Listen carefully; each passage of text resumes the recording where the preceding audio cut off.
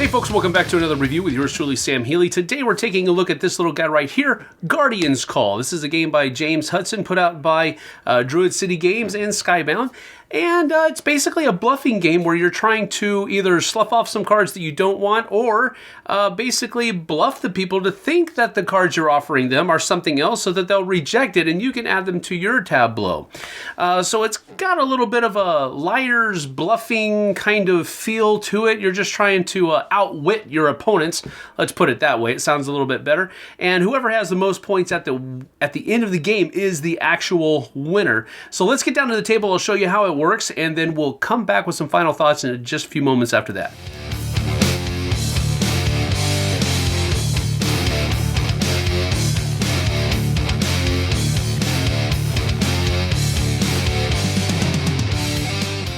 So here I have set up for you a 3-player game of Guardian's Call. Now, Guardian's Call, as I said before, is just a bluffing game where you're trying to either give people or get cards from offers that you're being made, and you're going to be taking those cards and building up your tableau and scoring points off of the cards that are there, using some of the cards or the types of cards for special abilities, and so forth and so on. Villagers are going to let you track up the castle track here. Whenever you pass one of these, you're going to be able to take the top token, which is going to be victory points for you.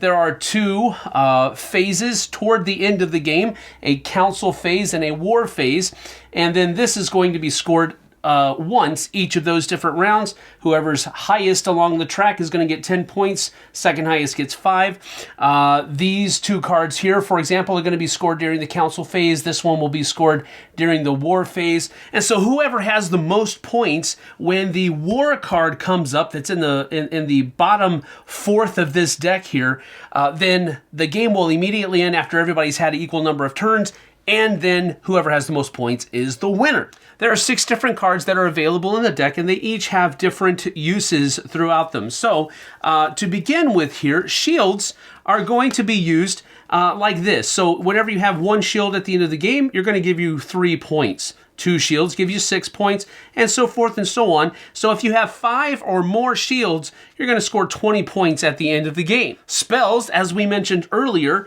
are going to be assigned as any other Guardian card type immediately or when you receive any offer. So basically, when you get a spell in an offer, you can assign them to any other kind of card that you already have in your tableau, or you can put it into an empty slot, and then when you add a card to it, that spell automatically becomes that card. Artifacts simply have the ability where you can exchange 3 of them to draw 2 treasures and keep 1. So if I change in 3 of my artifacts, I can look at these 2 treasures, pick which one I want, and then discard the other one. Now this has a lot of points on it, but maybe the effect is not as good. This has fewer points, but maybe the effect is a little bit better. So it just depends on which one you want to do in the specific context when you get the treasure cards. Weapons are simply a most and second most reward at the end of the game. So whoever has the most weapons will get 20 points, whoever has the second most gets 10, and ties are friendly. Villagers, as we said before, allow you to move up the castle track and score at War Council, at Council, and War. So these villagers are all about gaining more spaces on the castle track. And then finally, curses are cards that must be bluffed. You cannot tell somebody that you're giving them a curse or 2 curses or 3 curses. Now, when you receive a curse in an offer, how many of them determines what kind of tragedy will befall you. For example, if you receive 1 curse, you have to discard a card from your tableau. If you receive 2 curses, your opponent chooses which 2 cards you have to discard from your tableau. And then if you get 3 or more curses, your opponent actually gets to steal a card from your tableau and add it to his. So curses are pretty nasty. Now, before we move away from the player card here, I do want to mention that each character has their own special affinity, which means that whenever they receive cards of the specified type, they're going to get a little bit of an extra bonus as far as coins are concerned, because coins can be used to get other kinds of cards. We'll go over that in just a few moments. So Marcus here has an affinity for villagers. Every time he receives a villager in an offer, he's going to be able to receive 1 coin for each of those villagers that he receives. Other people, like Zira here, has an affinity for artifacts, so she's going to be gaining 1 coin for any artifacts that she receives in offers.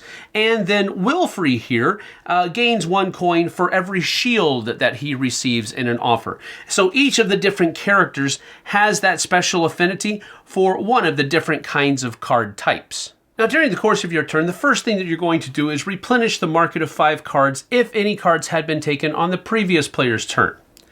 Then you're going to have the opportunity to prepare, and these are all optional things. You can draw cards from either the deck or the market into your hand until you reach your maximum limit of 6 cards. You can also buy a card from either the deck or the market by spending 3 coins. And the reason you would do that is it would go directly into your tableau, not into your hand.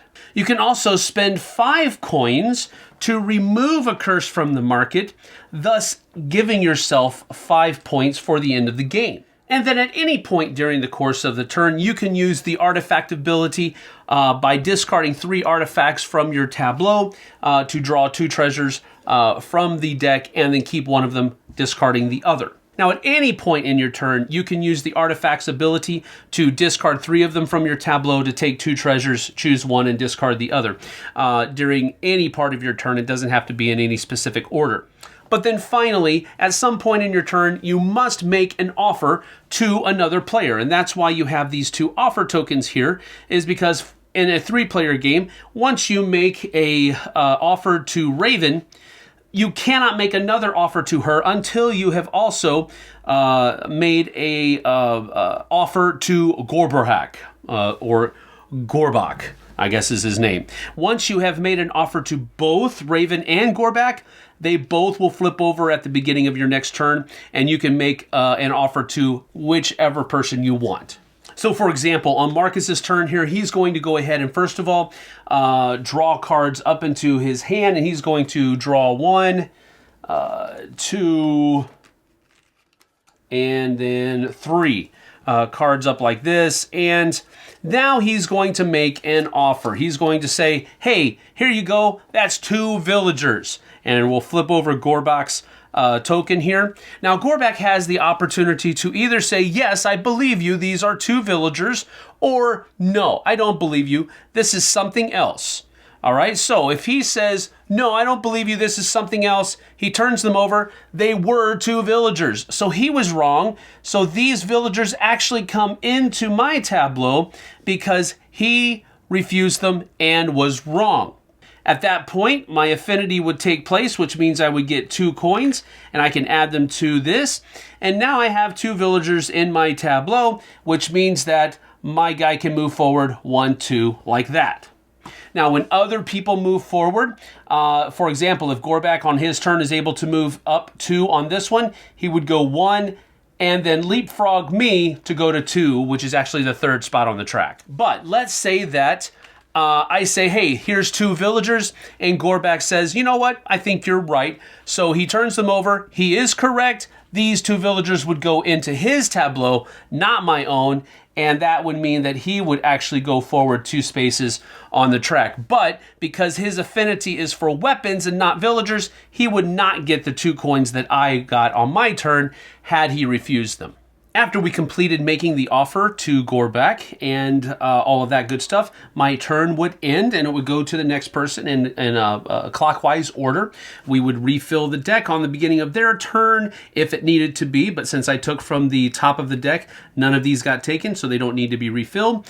And they would go through their turn, and that's pretty much how the game would continue to work, going through the deck until the council card comes up, and then the war card after that. When the council card shows up, basically what will happen here is that, first of all, these 2 cards are going to be scored, which means that if you meet the objective that is on the card, for example, here it says have fewer 4 or cards or fewer in your tableau.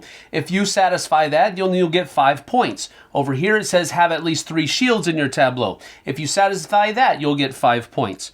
And then we look to see who has the most, who's farthest along the track here. That means that Marcus would get 10 points over here, and Gorbak would get 5 points over here because of that.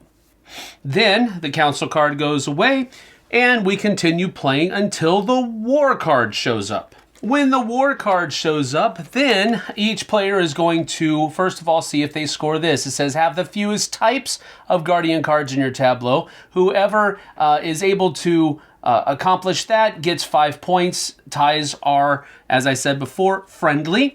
And then we also score the War Council here again with Marcus getting another 10 points. And this time, Raven gets the 5 points because she was able to sneak ahead of Gorbak and get that.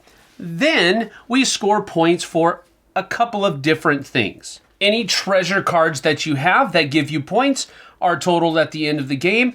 Any shields, however many shields you have, are going to be scoring you the number of points for how many you have. 5 plus is 20, 4 is 15, and so forth and so on. We take a tally to see who has the most weapons, and whoever has the most gets 20 points. Whoever has the second most gets 10. And any other special scoring abilities that may come up with the treasures are also added. And whoever has the most points at the end of that is the winner.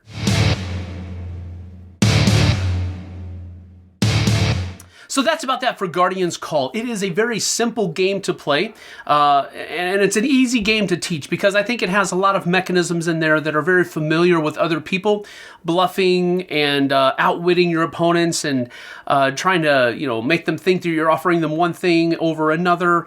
Those are all kinds of things that are, I guess you could say, commonplace.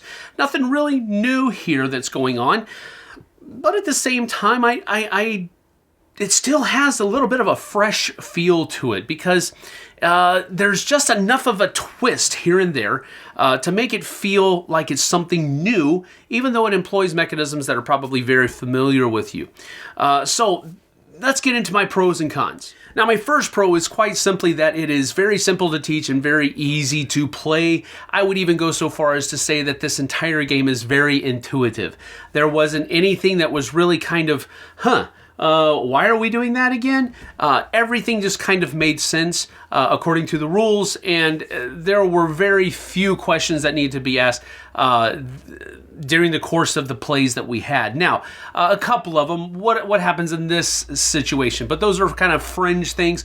For the most part, everything about how this game plays is very intuitive, and I really like it when games are like that, because when it just makes sense, it's more fun to play. My second pro of the game is this marrying, I guess you could say, of a bunch of tried and true mechanics that I enjoy. For example, I like variable player powers, and while the player powers in this is really just kind of a special kind of reward that you get when you get a certain kind of card, it does make me feel different than other players at the table, and I can use that ability in the bluff. For example, if Marcus offers 3 villagers and he says, here are 3 villagers, well, you might be seeing, well, he wouldn't actually offer me 3 villagers because that's what he wants. So he must be saying that they're villagers so that I will accept them. Or maybe not that. Maybe he's going to offer them to me and say they're villagers when they're actually something else. Or maybe they are villagers because he'll think that, and it just really kind of, that's the kind of thing that is going on in your mind the whole time. Why is he offering me this when he wants?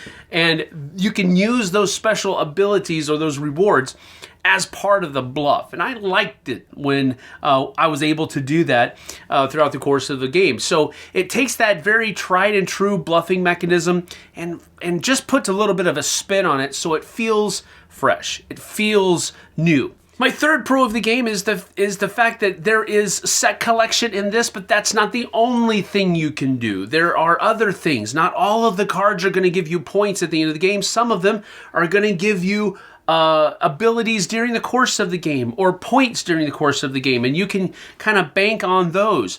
I like that only 2 of the 6 cards are a set collection mechanism. The other 4 are special abilities that you're going to be using throughout the course of the game.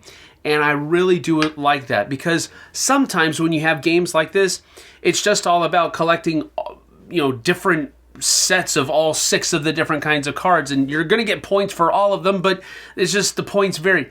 I didn't really, that's kind of tired.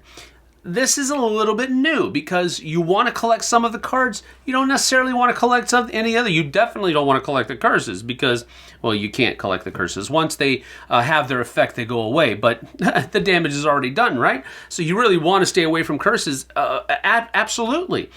But collecting villagers is going to get you to move up on the track. It doesn't give you automatic points. It doesn't give you points at the end of the game, but it is going to give you points in some way throughout the course of the game. And my 4th pro of the game is quite simply the artwork, graphic design, the box insert.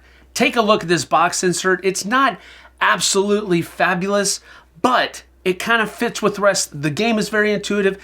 The insert is very practical, very useful, very intuitive. And I like it when people who are producing games do this. They don't just put some cardboard trench in the box. They put an insert in there that you're actually going to be able to use, and it does protect the game well. As you can see, there's plenty of room for sleeving your cards if you want to do that. And I like it when that kind of forethought is put into designing the storage solution of the game by the producer. I don't have to go out and buy an aftermarket storage solution for this. It came with one already, and I love it when producers do that. But on top of that, the graphic design is amazing. The artwork is amazing. It just looks better. I've said it so many times. Games that look good are more fun to play. Period. Hands down. Not that they all have to look great, but in my opinion, if a game looks great on the table, the people who are playing the game are going to have more fun playing the game because it looks good. Now, as far as cons are concerned, some of the in-game scoring kind of was a little, lackluster, I guess is the best, anticlimactic, I guess you could say, because, for example, the shields, you max out at 20 points when you get 5 shields in your thing. So 5 plus is 20 points. So after you get shields, you just don't want shields anymore. And so sometimes, based upon some of those quest cards that might be down, you might get more points by having the most of that kind of card or whatever it might be. But it just kind of felt a little bit on the downside. Now, this is a small thing. It's not really that big of a deal. And I think with different player counts, it's going to change. It's going to rectify itself. But my experience with the game is such that some, not all, but some of the end scoring was a little bit anticlimactic. But it's a really minor point as far as I'm concerned.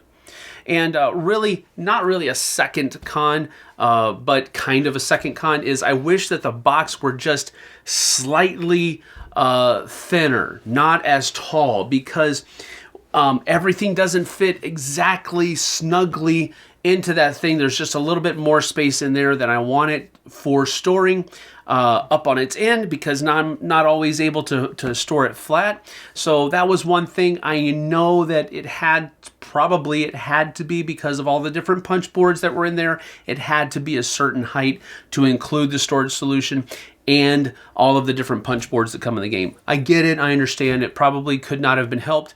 I would imagine they even looked at trying to make sure it was a little bit more snug after those punch boards were done, and they just couldn't do it. That's what I would assume, but it is a minor con, but I did want to mention it. And really, that's about it for Guardian's Call. I really did enjoy this game every time that it hit the table.